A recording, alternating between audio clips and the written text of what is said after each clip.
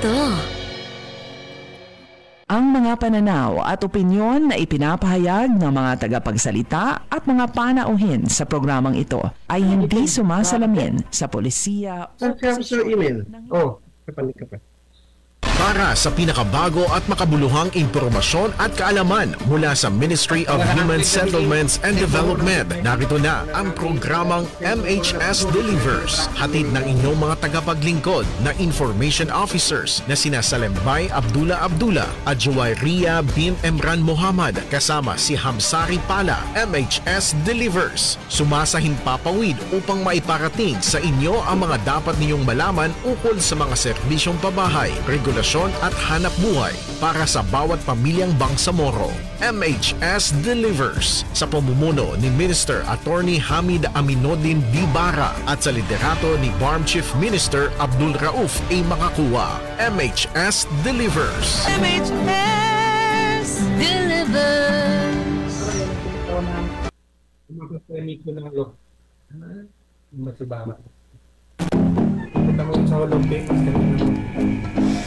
Subhanakalla ilmalana illa ma'alamtana innaka antal alimul hakim. Glory be to you. We have no knowledge except what you have taught us. Verily it is you, the all-knower, the all-wise.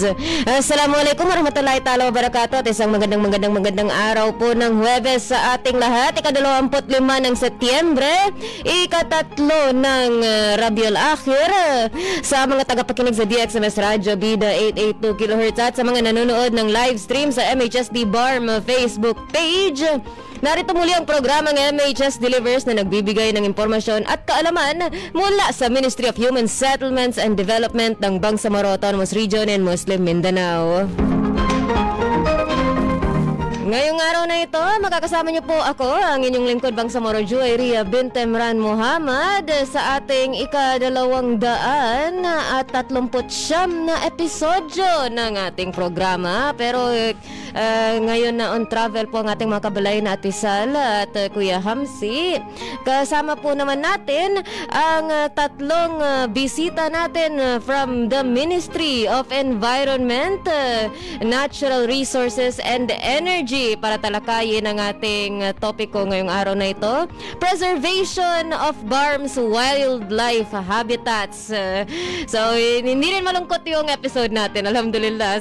Kung pwede po natin makita ang ating mga guest ngayong araw na ito, para mapakinggan ang kanilang salam sa ating mga nakikinig sa episode na ito. Kuya NJ, take it away.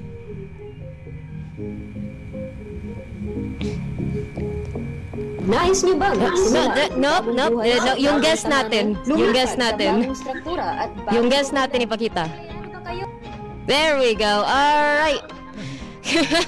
Apologies for the technical difficulties. Paminsan lang po kami nakaka-zoom ang guest. Okay po ang audio? Hello? May naka-doble. Naka-speaker po kayo mga sirs. Posible pong maka-earphones po tayo.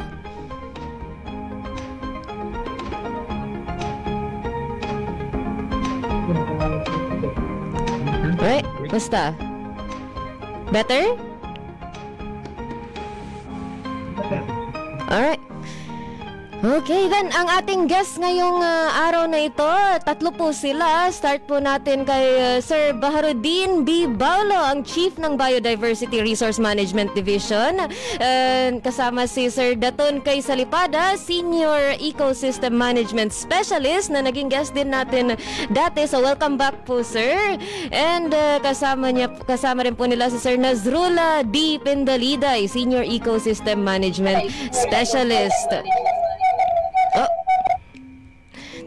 So, pwede po natin sunod-sunod yung greeting natin para yung mute, pwede mag-mute yung dalawa para mag-greet yung isa at ganun po yung orders. Start po tayo kay Chief Baharuddin.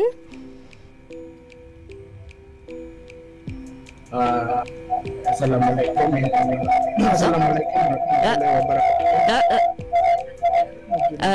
Magka-earphones po or yung naka-mute po yung dalawa? Pag magsalita po ako.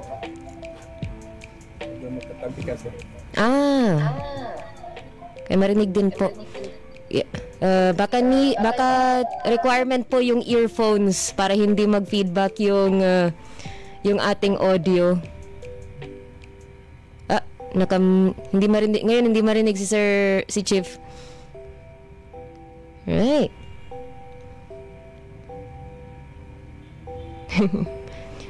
Para sa ating mga kabalay na nakikinig or nanonood ngayon sa ating live stream, syukran po sa inyong pagtunghay sa ating episode ngayong araw na ito. And syukran sa inyong patience. Okay po, ma. Yan, ma. Better, alhamdulillah. Alright. Sige pa. Greetings po para sa ating mga kabalay na nakikinig at nanonood ngayong live stream na ito. Welcome po sa ating MHS Delivers. Assalamualaikum sa lahat ng ating listeners, especially dito sa MHSD Delivers. Yes. Welcome po. And sunod sa kanya si Sir Daton. Okay. Daton? Isang makakalikasang tanghali sa ating lahat, lalong-lalo na sa ating mga mahal na tagapakinig ng programang MHS. Yes. Thank you po. Welcome back po, sir. And of course, si Sir Nasrullah. Assalamualaikum warahmatullahi wabarakatuh. Unang-una rin po, nagpapasalamat po kami sa MHSD para maimbitahan po kami ito. Isang opportunity. Thank you. At gusto ko rin i-extend ang ating mga salam sa ating mga bosses din sa ating si Tendre officer namin si Forester Laban.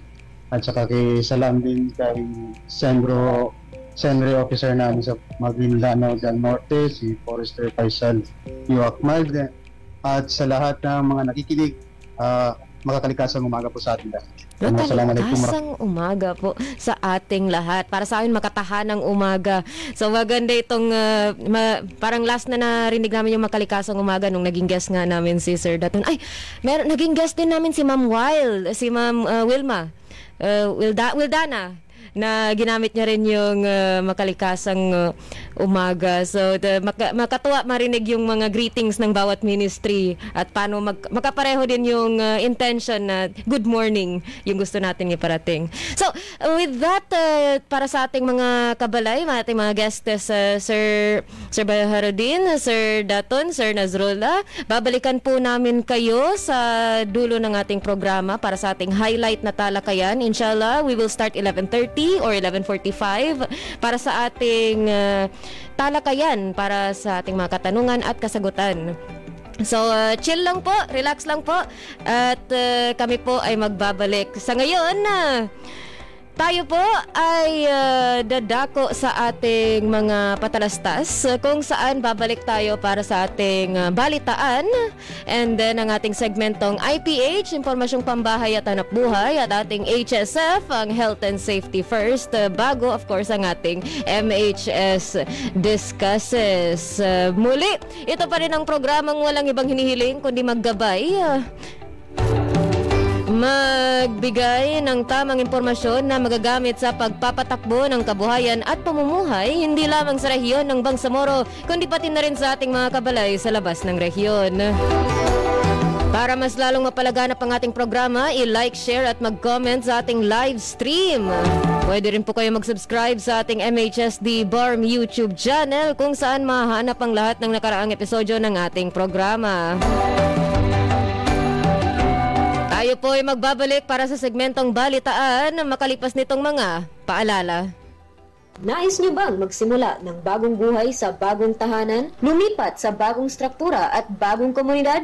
Empleyado ba kayo ng kumpanya, opisina o may matatag na hanap buhay? Narito na ang Ministry of Human Settlements and Development sa pangunguna ni Minister Attorney Hamid Aminuddin Dibara at sa suporta ni Chief Minister Abdul Rauf Sami Gambar ay makakuha ang proyektong Economic Housing Loan. Katulad ng mga struktura sa Phase 1 at 3 sa may Barangay Kapiton, Dato Odin Sinsuat, kasama ang Phase 2 sa Barangay Samba, Dato Odin Sinsuat, layunin ng ministry pagpatuloy ang mga proyekto sa Cotabato City, Special Geographic Areas, Maguindanao del Norte at Maguindanao del Sur, pati na rin sa island provinces ng Basilan, Sulu at Tawi-Tawi. Narito ang 9 na requirements na kailangan ipasa para mag-avail ng housing loan. Una, filled out housing loan application form. Pangalawa, certificate of employment and compensation. Notarized. Pangatlo, kung may asawa, kailangan magpasa ng marriage contract. Kung hiwalay sa asawa,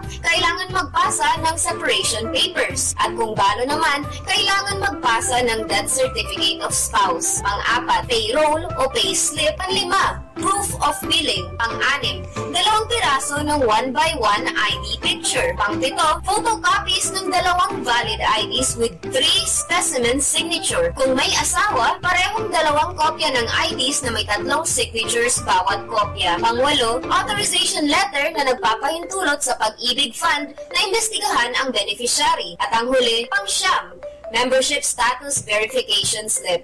Para sa pagpasa ng mga requirements o para sa mga karagdagang impormasyon, maaari kayo mag-chat sa Ministry of Human Settlements and Development, BARM Facebook page o makipag-ugnayan sa opisina ng Ministry of Human Settlements and Development sa MHSD Regional Office, Bangsamoro Government Center, Rosary Heights 7, Cotabato City.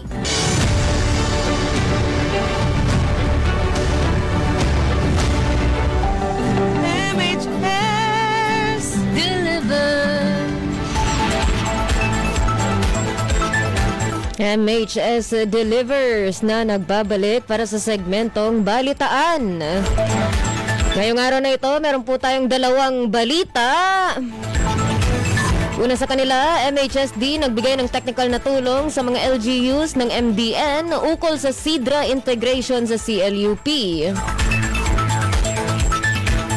MHSD nakibahagi sa 3 growing activity na pinangunahan ng CSC at MENRE. MHSD nagbigay ng technical na tulong sa mga LGUs ng MDN ukol sa SIDRA integration sa CLUP. Napahusay ng mga local mappers, planning officers at technical staff na kumakatawan sa local government units o LGUs ng Sultan Kudarat, Sultan Mastura, Buldon, Matanog at Barira ang kanilang kaalaman at kasanayan sa pamamagitan ng technical assistance na ibinagay ng Environmental Land Use and Urban Development Division, ang ILUD ng Ministry of Human Settlements and Development, ang housing arm ng BARM sa pakikipagtulungan ng MHSD Maguindano del Norte o MDN. Itong training on the updating of the Comprehensive Land Use Plan o CLUP ay may integrasyon ng Climate and Disaster Risk Assessment o SIDRA. Ay mahalagang hakbang sa pagpapalakas ng mga kapasidad ng ating mga LGU sa pagplano at pagbuo ng mga ligtas, mas matatag at napapanatiling komunidad. Wika ni Suharto S. Wahab, Director 2 for Technical and Regulatory Service sa kanyang pagtanggap sa mga kalahok sa workshop na ginanap sa Habi Hotel, Coronadal City. Noong ikalabing isa ng Setyembre 2025. Magsikap tayo tungo sa pagbuo ng mga komunidad na preparado, umaangkop at handa sa hinaharap, dagdag pa ni Director Wahab. Ibinahagi ni Landscape Architect Jehana M. Abdul Karim, OIC Provincial Director ng MHSD MDN, ang pangkalahatang ideya ng 3 araw na aktibidad. Tinalakay naman ni Attorney Janiza M. Makapantar, ILUD Chief, ang overview ng SIDRA sa land use planning. Habang ibinahagi ni Engineer Muslima K. Abu Sama, Housing and Homesite Regulation Officer o HHRO4 ng MHSD Maguindano del Sur, ang demography at pinangunahan niya ang inputting workshop at ang talakayan sa pagsasagawa ng disaster risk assessment at pagbubuod ng mga natuklasan at pagsasama ng mga ito sa plano. Ang mga GIS mapper na sina Liamir M. Sakal at Ibimir O. Singson ay nagatid ng mga lektura sa pagmamapa. Ang una ay tinalakay ang saklaw ng mga potensyal na epekto ng mga panganib at pagbabago ng klima At ang huli ay tumalakay sa pagbuo ng exposure database.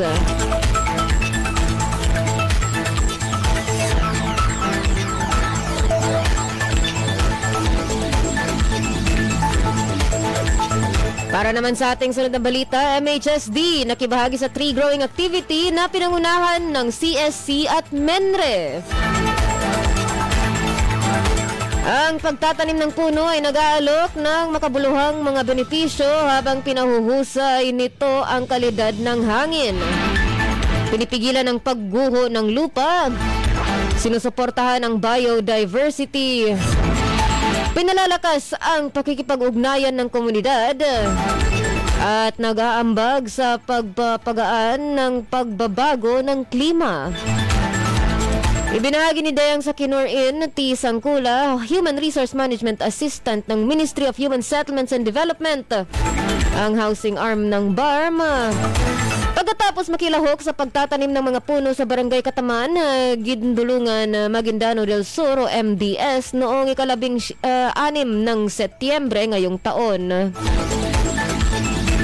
Pinangunahan ng Civil Service Commission o CSC for BARM at Ministry of Environment, Natural Resources and Energy o MENRE ang aktibidad na may mga kalahok mula sa lahat ng Bangsamoro Ministries, Offices and Agencies o BMOAs at mula sa Mindanao State University Dalican at Local Government Unit ng Gindulungan. Kabilang ang aktibidad sa buwan ng selebrasyon ng ika-125th Philippine Civil Service Anniversary na may temang Bawat kawani, lingkod bayani, puso, dangal at galing para sa bayan. Galing para sa bayan. Itinanim ng mga kalahok mula sa MHSD ang ilan sa 2,000 na katutubong punla ng puno ng Nara at Lawan na ibinigay ng Penro ng MDS ayon kay Forester Dato Fahad Delgan, Forest Technician 2. Itinampok din sa programang turnover ng 15 basurahan sa munisipyo ng Gindulungan na nagpapatibay sa inisyatiba ng MENRE para sa solid waste management at greener local practices. Malugod na tinanggap ni Honorable Dato Gidzali M. Midtimbang, alkalde ng Gindulungan, ang mga kalahok sa lugar. Bago formal na sinimulan naman ni Minister Ahmad Ibrahim ng MENRE BARM ang aktibidad. Naghatid din ng inspirational message si Director Lida C. Ayon, Regional Director, CSC4 BARM. Habang formal na tinapos ni Director Sandra Arnica M. Usman, Assistant Regional Director ng CSC4 BARM, ang programa. Para sa mapayapang pamumuhay at maunlad na pamamahay, ako po ang inyong lingkod Bangsamoro, Juwayria Bintemran Muhammad, at kami po ay magbabalik sa ating segmentong IPH, segmentong HSF, at sa ating MHS Discusses, makalipas nitong mga paalala. Mga biktima ng hidwaan, kalupitan, kalamidad, mga internally displaced persons o IDPs, mujahideen at kanilang pamilya, at indigenous people. Sila ang mga benepisyaryo ng resettlement housing projects na libreng makakabenepisyo mula sa Ministry of Human Settlements and Development sa ilalim ng Bangsamoro Appropriations Act 2021. Tututukan ng MHSD ang mga pangangailangan sa pabahay ng mga nangangailangan pero walang kaya. Sa ilalim ng pamumuno ni Minister Attorney Hamid Aminuddin Bara at sa suporta ni Chief Minister Abdul Rauf Sami Gambar A. Makakua, narito ang Ministry of Human Settlements and Development para punan ang pangangailangan para sa mga bagong tahanan, para sa mga nawalan. Para sa mga karagdagang impormasyon, maaari kayong mag-chat sa Ministry of Human Settlements and Development BARM Facebook page o makipag-ugnayan sa Ministry of Human Settlements and Development sa MHSD Regional Office, Bangsamoro Government Center, Cotabato City.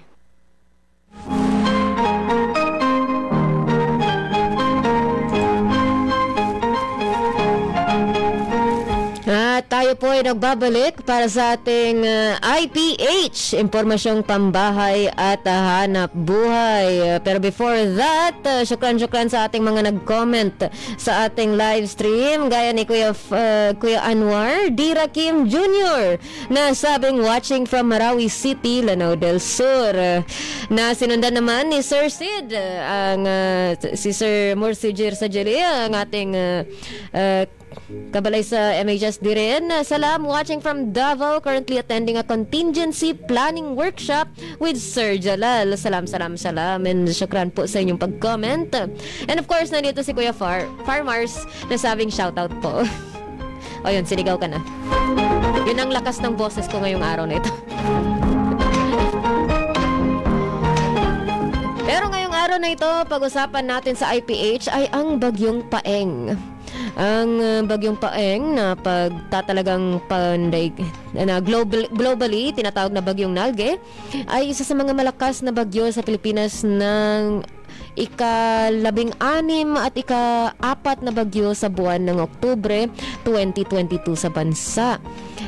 Namataan bilang low pressure area na may taglay na lakas na hangin na abot sa 30 knots at bugso na abot sa 45 knots.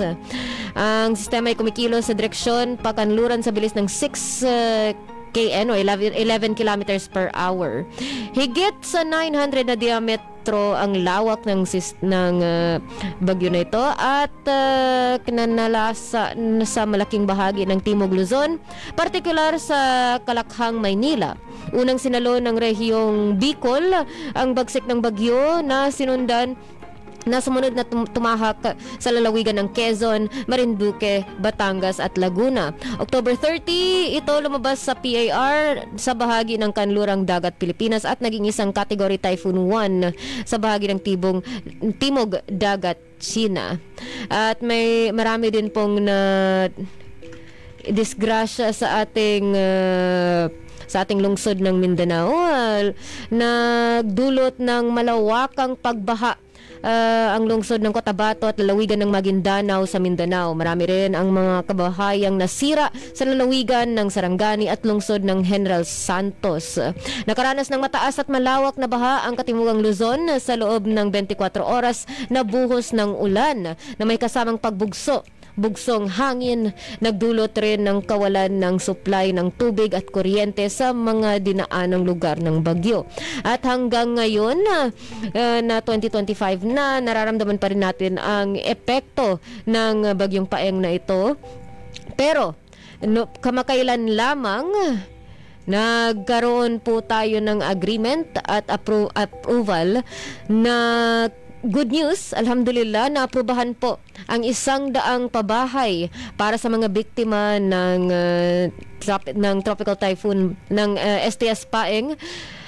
Nakaramihan ay indigenous peoples at inshallah i-implement po ng MHSD, ng Ministry of Human Settlements and Development ito sa susunod na mga araw. Bago lang nag-courtesy visit po ang ating MIPA minister, ang ating minister ng Ministry of Indigenous Peoples Affairs sa MHSD para ibahagi ang balita na ito. Kaya syukran po sa inyong trust at sa inyong pagbahagi ng balita na ito sa MHSD. And inshallah, malalaman natin ang mga detalye ng proyektong pabahay na ito sa susunod na mga araw, gaya ng kung saan nga bang lokasyon ng pabahay, kung sino-sino nga ba ang magiging benepisyaryo ng mga proyekto na ito. And mas lalo po natin malalaman ito inshallah sa susunod na mga episodyo ng MHS Delivers.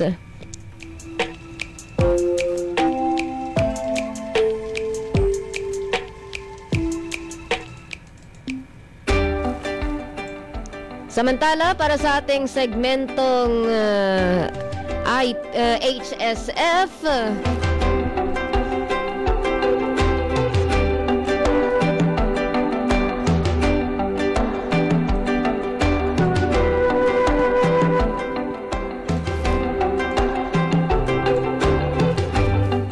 banta ng landslide mataas dahil sa saturated na lupa ayon sa ating Ministry of Health noong ika-22 ng Setyembre. Dahil sa saturated ng ulan ang lupa, mataas ang banta ng landslide. Maging alerto sa mga sumusunod na senyales. Bitak sa lupa, pagtabingin ng mga istruktura, bigla ang pag-agos ng tubig o putik, hirap sa pagbukas ng bintana o pinto. At kapag may napansin naman sa mga ito, huwag mag-atubiling lumikas.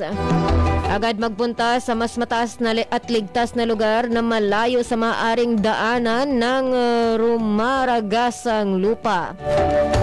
Tandaan, huwag basta-bastang babalik sa bahay hanggat walang abiso mula sa mga kinauukulan. Palaging maging alerto. So, galing po ito sa ating Ministry of Health Facebook page. May mga infographics po sila na maging alerto sa banta ng landslide o pagguho ng lupa. So, ano nga ba ang dapat gawin kung may banta ng landslide? Lumipat sa mas ligtas at mataas na lugar na malayo sa maaaring daanan ng landslide. Iwasan ang gilid ng bundok at ilog. Ipaalam agad sa barangay o LGU kung may napansing palatandaan ng landslide. Tumawag sa National Emergency Hotline 911 o mga local emergency hotlines kapag nangangailangan ng tulong. Kaya tayo po ay mag-ingat at laging unahin ang sariling kapakanan ukol sa posibleng disgrasya o aksidente gaya ng landslide o pagguho ng lupa. At laging tandaan, health is your greatest wealth. Kaya health and safety first.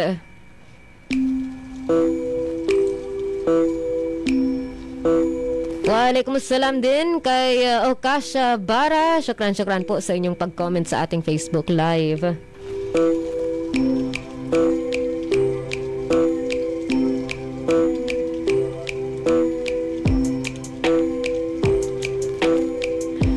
But without further ado, narito na po tayo sa ating highlight na segment, MHS Discusses.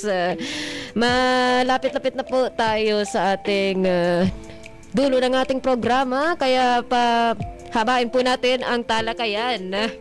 Marami po tayong oras, alhamdulillah. Kaya hingin po natin ang pagbalik ng ating mga kabalay mula sa Menre. Makalikasang umaga po sa ating mga guest, kung saan pag-uusapan natin ang preservation of BARM's wildlife habitats. Ipakinggan natin muli ang pagbabalik ng ating mga kabalay sa Menre, Chief Baharuddin B. Baulo, Chief ng Biodiversity Resource Management Division, Senior Ecosystem Management Specialist Daton K. Salipada at Nazrul D. Pendaliday. Welcome back po and syukran po muli sa inyong pagtanggap ng aming imbitasyon.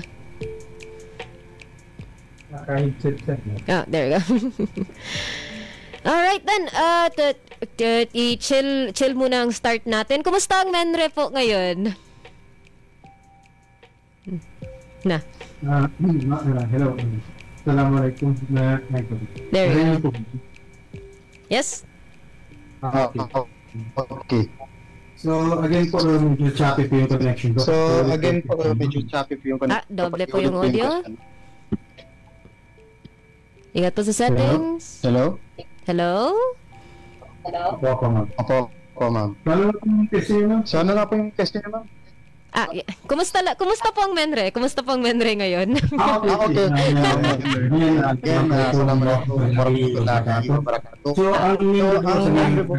Dali lang po. Nagadoble po yung audio natin, sir. May hindi po naka-mute or hindi po naka-earphone sa atin na posibleng... Better? Ganito, okay na po ba? Yeah, better. Yan po. Hello. Yes, bismillah. Okay. So, ulitin po natin. A'udhu billahi minash shaitanir rajim. Bismillahirrahmanirrahim. Assalamualaikum once again. Makakalikasang umaga once again. At yung tanong kasi is about Menre po. How is Menre today? So, concurrently, ang Menre po ngayon ay continue rin po ginagawa ang kanilang primary agency, which is the responsible for the exploration, utilization, management, conservation, and protection and sustainable development ng entire regions within the BARM environments, natural resources, and potential energy resources. Bukod din po doon, continue rin po pinapatuloy monitor ng MENRE po yung mga meaningful engagement with the Bangsamoro people and other stakeholders to the ministry manages and sustain its region's environment. So katulad ng sinabi natin kanina. So continue rin po ginagawa ng MENRE hanggang sa ngayon. By this 2025, the Ministry of Environment and Natural Resources and Energy ginagawa ni to have the proactive policies and institution for climate smart, mga sustainable natural and energy sources and healthy environment implemented empowered by human resources, guided by the principle of moral governance. So yun po yung bukod doon, marami rin pong ginagawa ang MENRE, specifically po, halimbawa dito po sa Maguindanao del Norte, continue rin po yung pag-observe at pag-conserve and protect po sa ating environment, especially po sa entire regions po ng Maguindanao. No?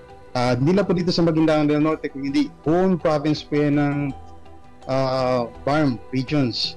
So, concurrently, ang MENRE office po, the Ministry of Environment and Natural Resources and Energy, ay nagkakaroon din po ng mga iba't ibang klaseng current na mga activities. Kasalukuyan nga nitong 2025 din, this year, ang MENRE po ay nagkaroon ng Joint National Dialogue at Philippine Energy Executive Briefing nitong 2025. Bukod din po doon, ang MENRE sa kasalukuyan din po, nagkakaroon din po ang MENRE ng quarterly mangrove mapping sa strengthened coastal conservation. Specifically, nangyari po yung Tawi-Tawi. So hindi lang po yan dito sa Maguindanao, kundi the entire province of Maguindanao, farm region po yan.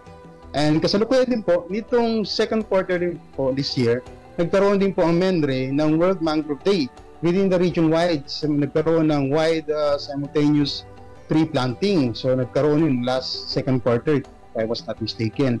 So nangyari ang tree growing activities na yan doon sa mga 3 municipalities such as yung Datuudi Sinsuat, Sultan Kudarat, and Sultan Mastura. So, at continue yan every year, inshallah, i-continue yan ng MENRE for rehabilitation and development ng ating environment.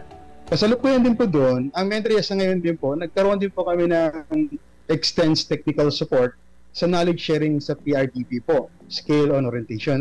So, isa rin po sa mga ginagawa. Ipag-collaborate din po kami sa ibang agencies. At concurrently rin po, nagkaroon din po ang MENRE ng mga guides sa lamitan po on 10 years solid waste management plan.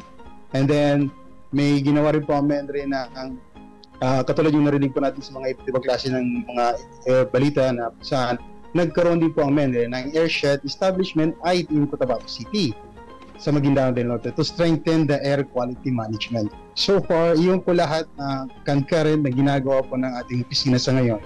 Alhamdulillah, that's busy po ang ating MENRE. Alhamdulillah, service to the Bangsamoro. Makita po, narinig po ng ating mga kabalay na tuloy-tuloy pa rin ang trabaho kahit na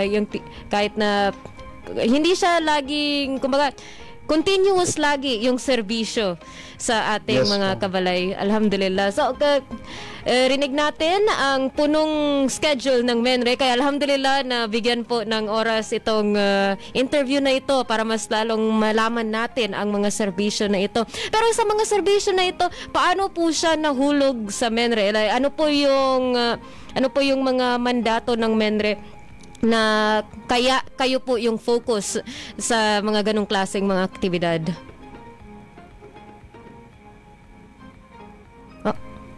Okay. So, ako ang sasagot doon.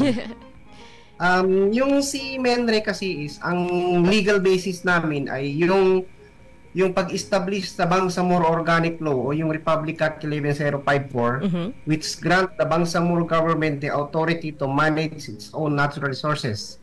So, ang mandate ni MENRE is siya yung primary Bangsamoro Autonomous Region agency na responsible for sustainable management, conservation, and protection of regions, environment, natural resources, and other potential energy.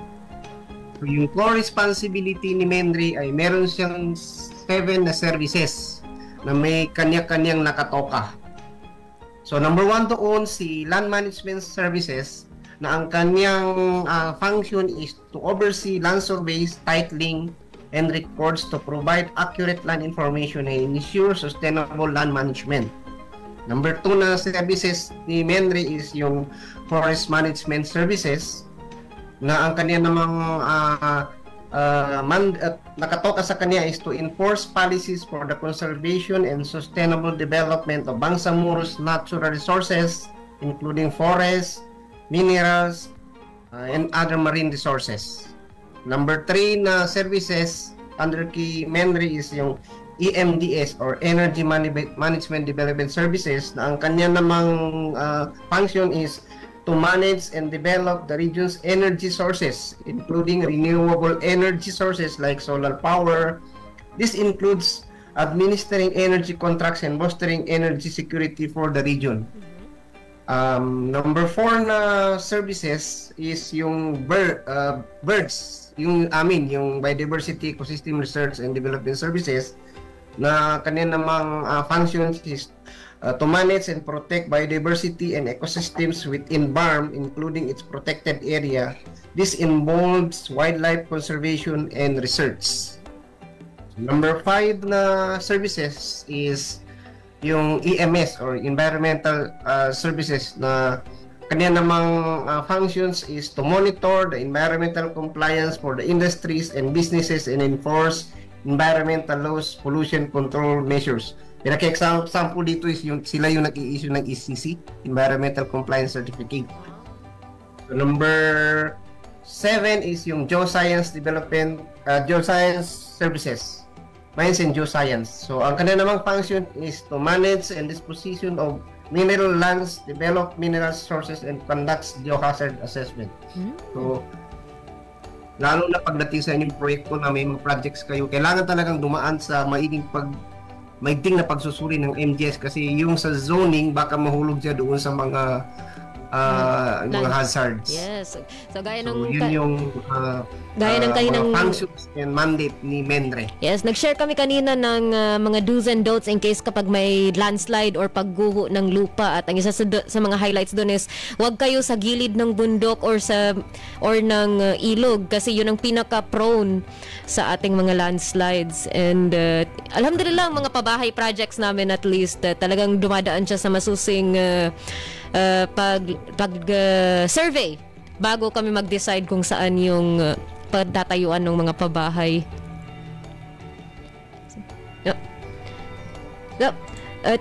So yun po ang ating mga mandato ng ating Menre, at nalaman din natin kung ano yung mga pinagkakabuluhan ng Menre itong nakalipas at sa susunod na mga araw. Pero para sa specific na topic natin, itong preservation ng wildlife habitats, ano po yung mga activities or services na ino-observe or kinoconduct ng Menre para sa pag-preserve nitong wildlife habitats na ito, lalo na at paparating na ang Habitat Month ngayong Oktubre?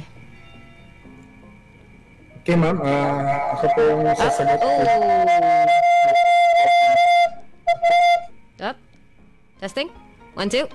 1, 2, 3. 1, 2, 3. Yes, ma'am. Okay. Right. With regards po sa sa ating mga wildlife conservation, doble pa rin yung audio, sir. Anyone? One more. Yes. Testing. Naka-con pa rin siya. Is there anyone? One more.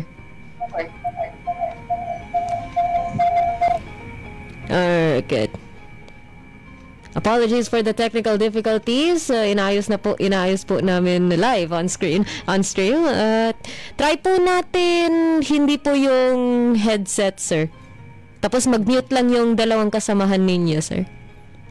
Sige po. Yan, ma'am. Okay naman. Much better. Opo. So, bismillah.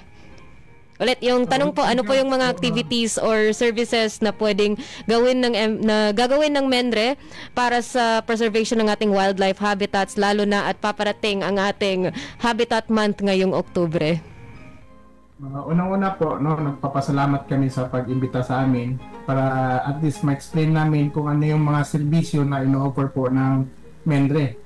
Particularly po dito po sa amin sa Biodiversity, Ecosystem Research and Development Services.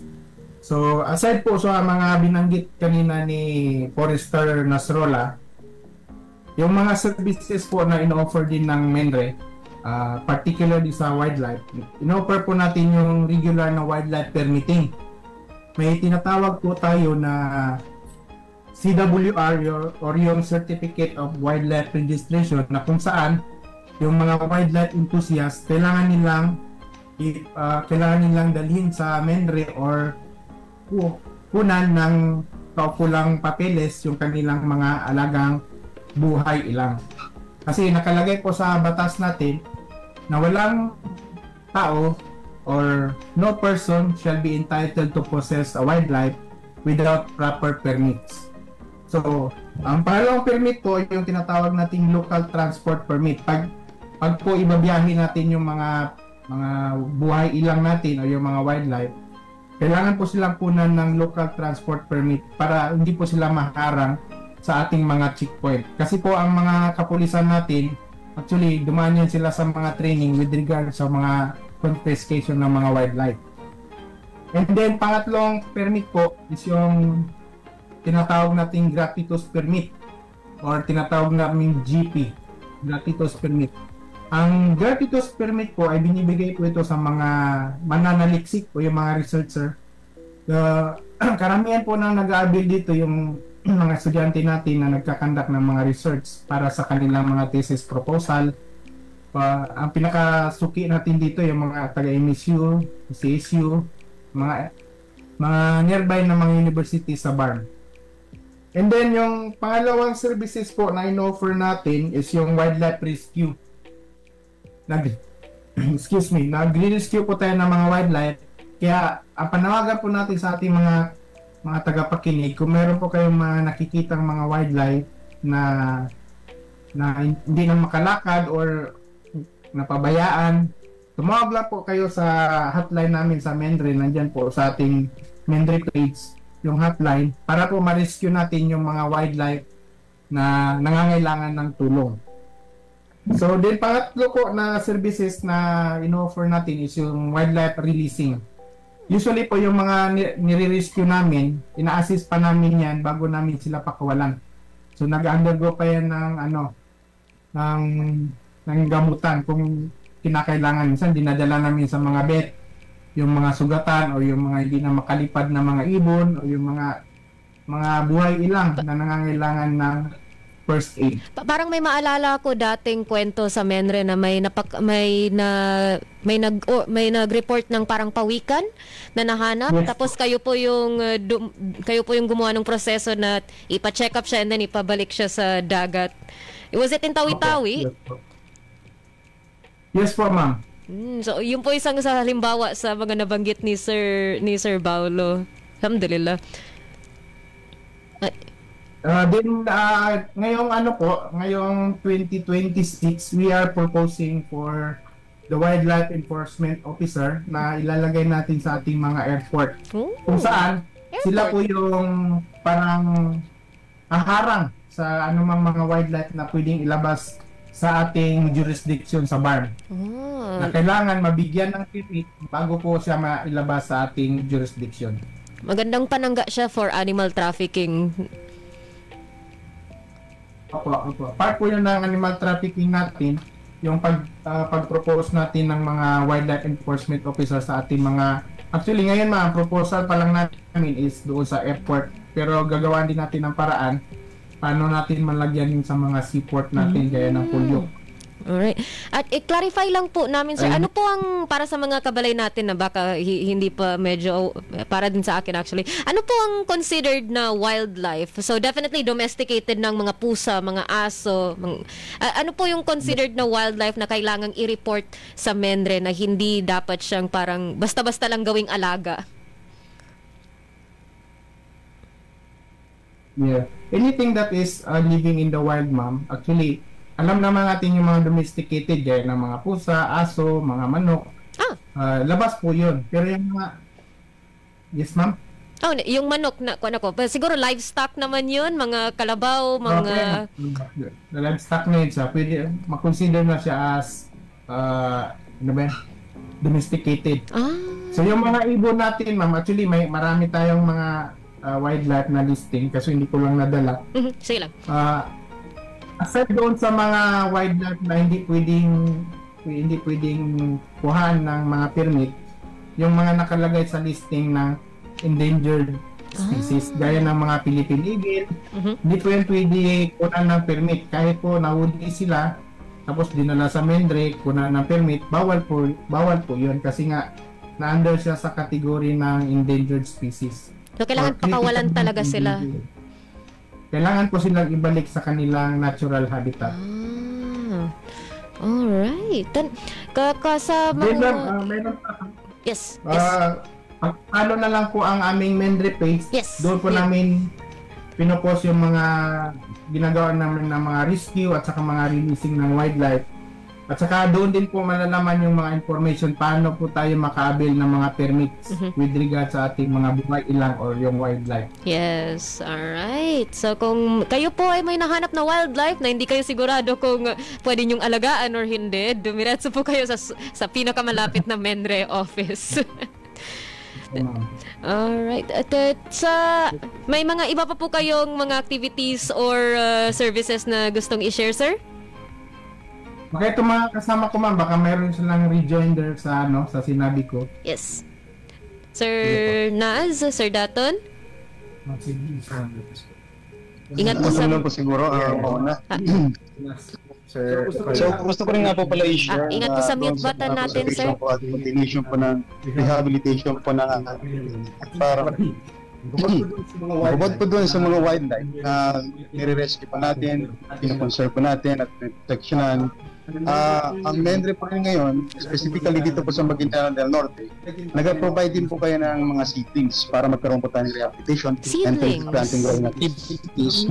So ini-invite po namin yung iba't ibang klase mga agencies po dyan na kung gusto po nila mag-conduct ng tree growing activity or tree planting activity, meron pong available na mga seedlings dito po sa Central Level Maguindanao del Norte na available kung sino po ang mag-request para mag-conduct po ng tree planting. Kahit sino? Pwede po sila mag-request. So yun po yung mga iba't ibang services na pwede namin i-share sa mga constituents at sa lahat po ng mga gusto mag-avail ng aming seedlings at magkaroon ng tree planting activity or tree growing activity. Clarify po namin yun, sir, sa nabanggit ninyo. Kahit sino po pwede po mag-avail ng seedlings. So, ano po yung proseso nung pag-avail na yun? May fill-outan lang sila na paperwork? Yes, ma'am, available. Kahit sino po pwede maka-avail ng mga free seedlings po namin na pinamimigay para sa MENRE po. Kahit sino pwede pong humingay, kahit private sector, government agency, government, sino ano pa dyan. Individual, gusto lang magkaroon ng puno sa likod ng bahay. And then, opisina na po ang bahala sa akin. Opisina na po ang bahala. Providing seedlings. Pwede po individual? Po, anytime, kahit sino po. Pwede po individual, gusto lang magkaroon ng puno sa likod ng bahay? Isang seedling lang ang actually, ginagawa na namin. Kung gano'n naman, hindi naman siguro natin kailangan na formalize dito. So, kung ikaw lang, maghingi ka lang naman ng ilang seedlings para doon lang sa bahay o ng bayan mo. Hindi naman siguro yun, ma'am, kahit individual ka. Pero, mas prefer namin yung major activity. Pero regardless, may mga individual dyan na gusto rin, punta na kaya kasi meron naman tayong consideration. Alright. Tao naman po tayo marunong mag-address. Iba yung seedlings niyo sa mga ino-offer ng MAFAR. MAFAR gina-offer nila would be parang like corns or mga yes po.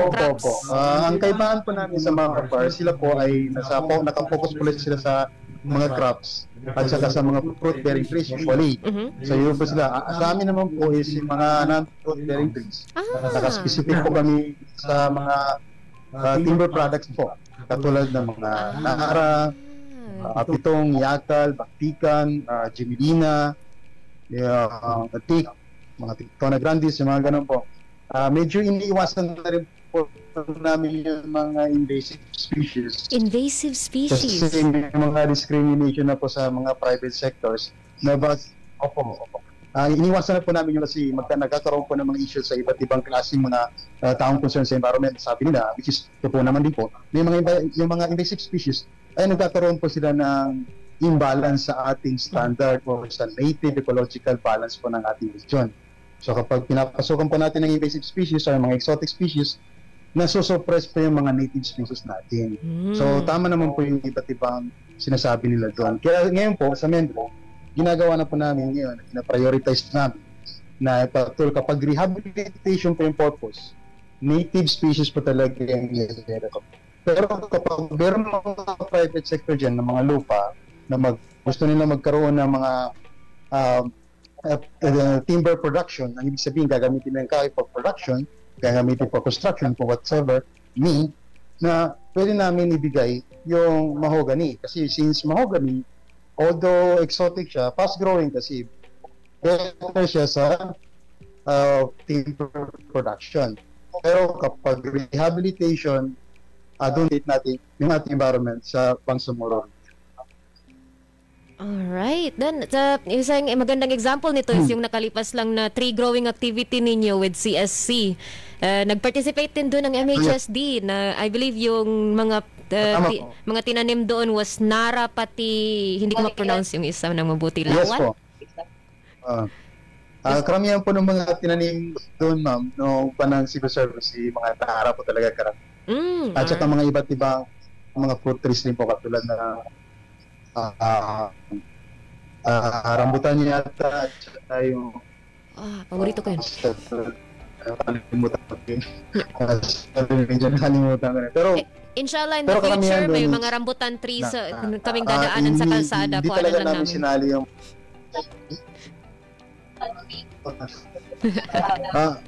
inshallah po. So yung pang target po natin sa ANAMSES yung lahat ng tree planting activity. Although i-share ko na rin pala na kasi di ba dati na wala pang farm, nagtatanim na po tayo na nagtatanim. So bakit sabi nila hanggang ngayon nagtatanim pa rin? Saan na ba yung mga previous na yung tanim namin? Pero alhamdulillah, ngayong farm na, kapag babalikan po natin, simula noong 2020-2021, yung lahat po ng ating tinatanim sa mga tree growing activities po natin, continue po yung minomonitor ng mga personnel po ng Mendre. At kahit sino man po sa atin, kung bibisitahin nyo po ngayon, since noong 2021, malalaki na po yung ating mga tinanim. Baka magandang post yun. Baka magandang post yun before and after. Hindi po kasi na napapabayaan and then namamatay ka agad. So pero ngayon, po yung mini-monitor every weekend, maniwala mo kayo sa IT. Isa rin po ako doon sa mga nag-monitor doon. Hala, walang week. Po talaga kung saan yung mga planting sites namin. Overtime yan. Lumalaki na po sila at kung dito namin gagawin. Alhamdulillah, pati sa weekends ninyo ginamonitor, pati hindi lang work week. Ganun nga, sorry. Ganun po talaga, ma'am. Kasi usually office space and then minsan nga pati yung mga kasama namin sa bayan nagrereklamo na bakit Sabado linggo andyan pa rin kayo. Sabi ko, wala kang magagawa. Ito na ang bagong mukha ng bar. Sabi namin, tinataguyod natin yung tamang daan. Ito yung good governance. Moral governance. Na kung saan, minsan, in-sacrifice na namin yung family din sa ngalan ng anthrop.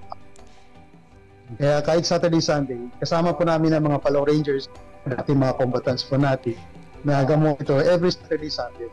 Palaw Rangers together with the Forest Rangers, sila po talaga yung nandun sa field at sinamahan po natin.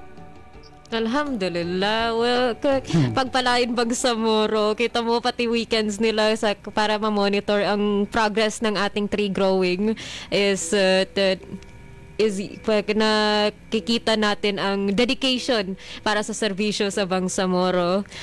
With that, Sir Daton, may gusto rin po kayong idagdag na activities na gusto nyong i-share bilang efforts ng MENRE for the preservation of BARM's wildlife habitats?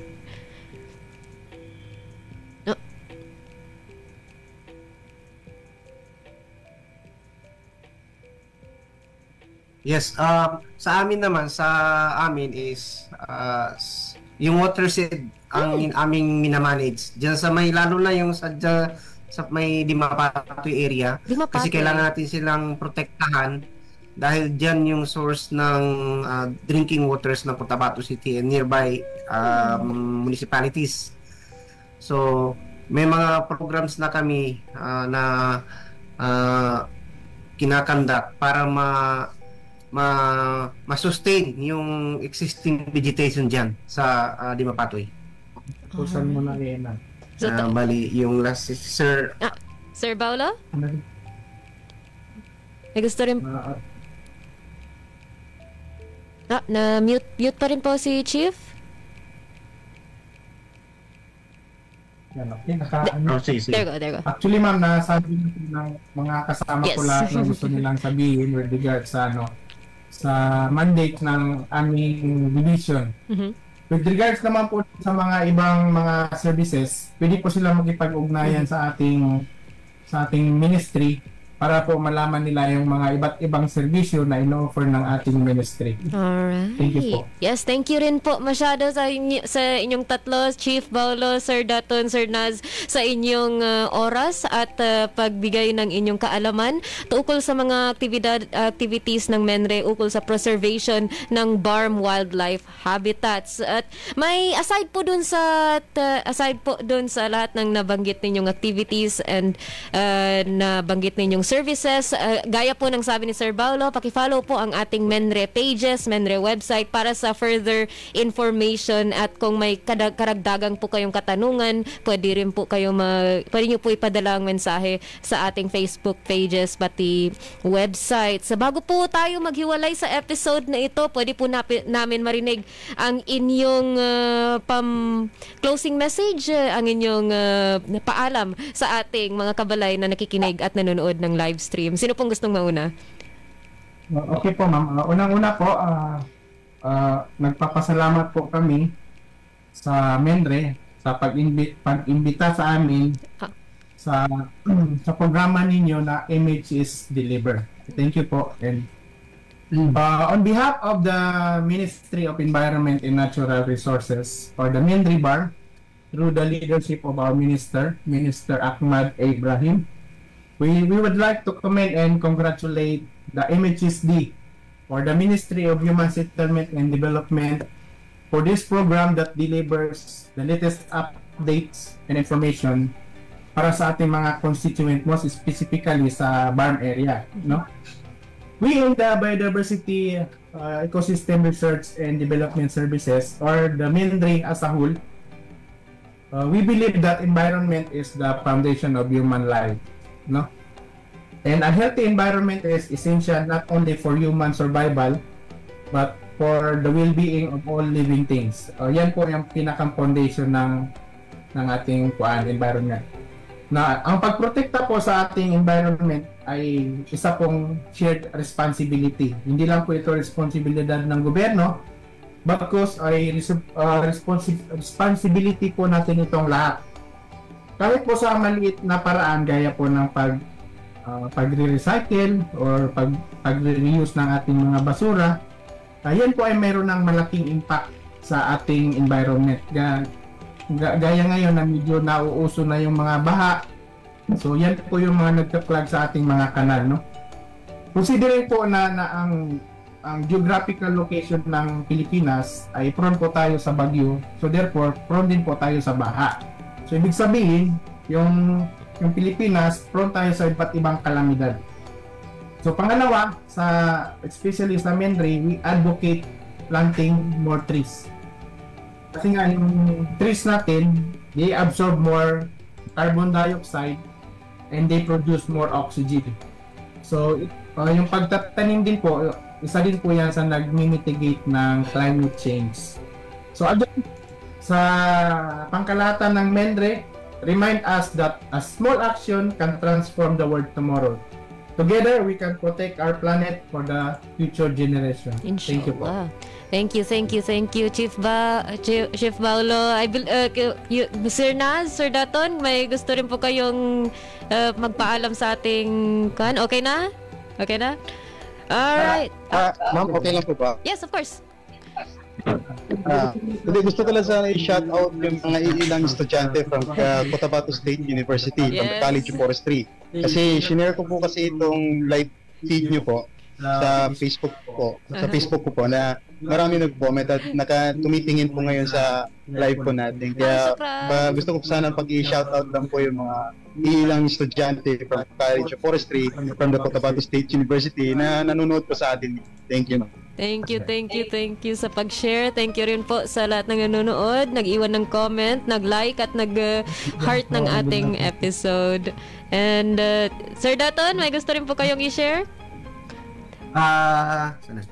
Hello ma'am. Sana hindi kayo magsawang mag-invite sa amin para ma-update din ang lahat para sa ating environment. Yes, of course. Na always nasa listahan namin ng MENRE for a lot of episodes, and inshallah ma-follow through po namin yung invites in the future for future episodes.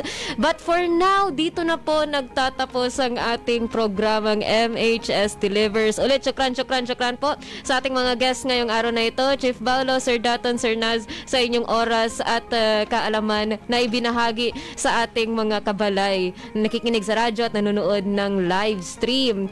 Without further ado, dadako na po tayo sa ating KKK kung saan ang inyong kasagutan sa aming katanungan ukol sa kaalaman ng ating programang posibleng magpapanalo sa inyo ng 100 peso load. Ipadala lamang ang tamang sagot sa numerong 0955-799-4778. Muli, 0955-799-4778. So without further ado, ang ating unang tanong, sa ilalim ng MENRE, ilang services ang nasa operations ngayon na binanggit ni Sir Daton? So, nung binanggit ni Sir Daton ang mga mandato ng MENRE, binanggit niya kung ilang services din ang ngayong nagtatabaho sa ilalim ng MENRE. Ilan ang services na iyon? The second question, sa ating mga tree growing efforts sa BARM, may binanggit si Sir Naz na ilang mga halaman, ilang mga saplings na pwedeng ma-avail sa MENRE. Magbigay ng isang klaseng sapling na pinamimigay ng MENRE sa mga nais mag-avail para sa tree growing activities. So, anong klaseng puno ba ito? Kumbaga. And ang ating huling tanong, sa mga nabanggit na mga activities o serbisyo na pwede ma-avail na binanggit ni Chief Paulo, magbigay lamang ng isa. So specifically, yung mga nabanggit ni Chief Paulo na mga activities or services na pinamamahagi ng MENRE, ang isa sa kanila ay... Alright, muli ang ating unang tanong, ibigay kung ilang services ang nasa ilalim ng MENRE ayon sa nabanggit ni Sir Daton. Second question, magbigay ng isang klase ng sapling o halaman na binapamahagi ng MENRE ayon kay Sir Naz. At ang huling tanong, magbigay ng isang serbisyo o activity na pinamamahagi ng MENRE ayon kay Chief Paulo. Syukran din po sa lahat ng nag-comment na hindi ko pa nabasa, which is starting from Ma'am Cindy. Assalamualaikum daw, watching from Cotabato City. Waalaikumsalam. And of course, our beloved Ate Sally Salembay Abdullah ang sabing Assalamualaikum warahmatullahi wabarakatuh. Watching in Mabini, Davao de Oro with MHST family. And of course, Ustadza Anisa Taha ang sabing Masya Allah. Syukran po sa inyong mga comments, sa inyong mga hearts and likes and shares. Dito dito na po nagtatapos ang ating programang MHS Delivers sa ngalan ng ating nagbubuting Minister Attorney Hamid Aminuddin D. Bara, Deputy Minister Aldin H. Asiri at Bangsamoro Director General Esmael W. Ibrahim. At sa ngalan ng ating kabalay sa ICS, Salembay A. Abdullah, Dato Nohaz A. Daud, Hamsari H. Pala, Almansur S. Ugaw, Jasmine A. Langgi, at Anwar D. Rakim Jr. At sa ngalan ng ating mga kabalay sa DXMS, Sir Dennis at Sir Rupert, kami po ang inyong lingkod na laging nagsasabing lagi po nating tandaan ang ating mga hashtag na hashtag trabaho ko, ibada ko, hashtag work with excellence and perfection, hashtag our home, our dream, and hashtag building community, building umma. Sa lahat ng mga nag-text ng pangalan ng service, ang tinanong ko po ay ilan ang services under Menre. Now, numero po ang sagot sa tanong na yon. So, without further ado, ako po ang inyong lingkod, Bangsamoro Juwayria Bintemran Muhammad, nagpapaalam po sa ating 239th episode at nagsasabing Assalamualaikum warahmatullahi ta'ala wabarakatuh. Sumainyo ang programang MHS Delivers mula sa inyong mga kabalay na tagapagbigay impormasyon ukol sa mga tulong at serbisyong teknikal, pabahay at hanap buhay para sa bawat pamilyang Bangsamoro. MHS Delivers sa pamumuno ni Minister Attorney Hamid Aminuddin D. Bara at sa liderato ni BARM Chief Minister Abdul Rauf A. Makakuwa. MHS Delivers. Ang mga pananaw at opinyon na ipinapahayag ng mga tagapagsalita